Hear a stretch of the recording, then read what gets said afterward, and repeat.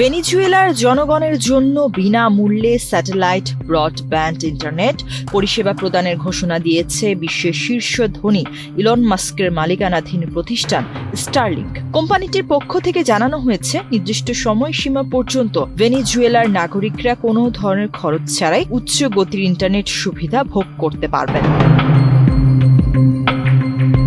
রোববার সামাজিক যোগাযোগ মাধ্যম এক্সে দেওয়া এক পোস্টে স্টারলিংক এ ঘোষণা দেয়। পোস্টে বলা হয়, এখন থেকে আগামী ৩ ফেব্রুয়ারি পর্যন্ত ভেনেজুয়েলার জনগণ বিনামূল্যে ও নিরবিচ্ছিন্ন ইন্টারনেট পরিষেবা পাবেন। স্টারলিংক নিশ্চিত করেছে, এই সময়ের মধ্যে ইন্টারনেট সংযোগে কোনো ব্যাঘাত ঘটবে না।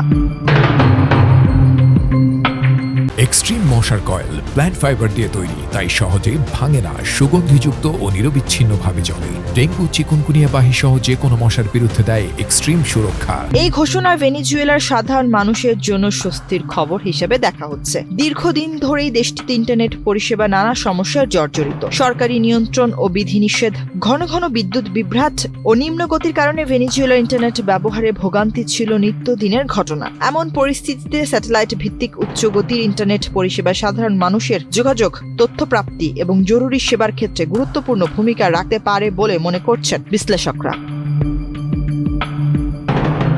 স্টারলিংক বর্তমানে বিশ্বের অন্যতম উন্নত স্যাটেলাইট ইন্টারনেট সেবাদাতা প্রতিষ্ঠান হিসেবে পরিচিত। দুর্গম ও সংকটাপন্ন অঞ্চলে দ্রুত ইন্টারনেট সংযোগ স্থাপনের জন্য প্রতিষ্ঠানটি ইতোমধ্যে বিভিন্ন দেশে কাজ করছে।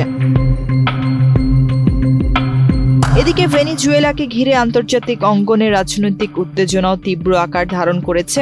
শনিবার যুক্তরাষ্ট্রের সামরিক অভিযানের মাধ্যমে ভেনেজুয়েলার প্রেসিডেন্ট নিকোলাস মাদুরো ও তার স্ত্রী সিলিয়া ফ্লোরেসকে আটক করে নিউ ইয়র্ক অঙ্গরাজ্যে নেওয়া হয়েছে বলে বিভিন্ন প্রতিবেদনে দাবি করা হয়েছে। বর্তমানে তারা নিউ ইয়র্ক সিটির ফেডারেল হেফাজতে রয়েছেন বলে জানানো হয়।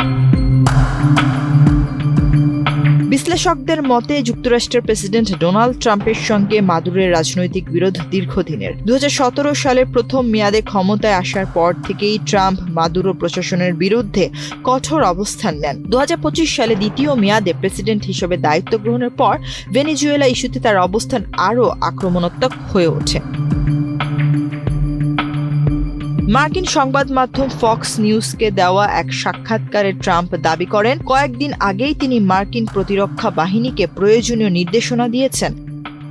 ভেনেজুয়েলার চলমান সংকট এবং স্টারলিংকের এই ইন্টারনেট উদ্যোগ দেশটির ভবিষ্যৎ পরিস্থিতিতে কী প্রভাব ফেলবে তা নিয়ে আন্তর্জাতিক মহলে ব্যাপক আলোচনা চলছে।